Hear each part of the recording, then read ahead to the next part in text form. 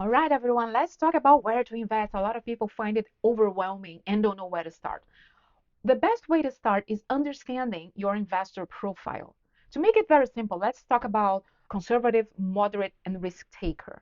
So, the conservative type of profile will be the people that will not be willing to take risks at all. So, they will be using savings accounts or cashback just by leaving your money as in at the balance in the bank. So those are like the conservative profiles, real estate also. The moderate profile of investment, they will take some risks, but not a lot. Let's say I'm a moderate investor, so I would invest in some funds that are not really risky, but they'll give me a better return than the conservative investments. I will do real estate, and I'll do some things on the stock market, but things that are not super risky.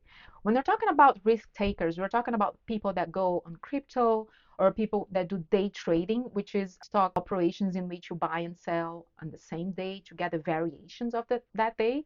They're more prone to losing money, but obviously when they make gains, they make like more aggressive gains. So it is very important for you to understand that, so that, let's say, if you're conservative and you don't know that and you decide to do some more risk investments that are very volatile, you don't panic and take your money away in the first sign of loss, because then you'll be losing a lot of money.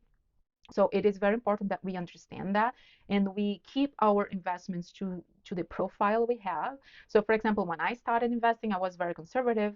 I obviously had less money, but also I had this mindset of being very conservative. And then I became more moderate. I started to take some calculated risks. I did lose some money, yes, but I gained more than I lost, and I learned a lot along the way. So it's very important that you understand that. And also, if you have a profile or a situation in which you might need emergency money, that you don't put money in those funds that require that you leave the money for a bigger amount of time, because if you take the money before that time, you will be losing a lot. There are penalties and things like that. So you need to understand your profile and your immediate or mid-term needs for money, so that you can really choose then where you're going to invest. We'll be talking more about options later.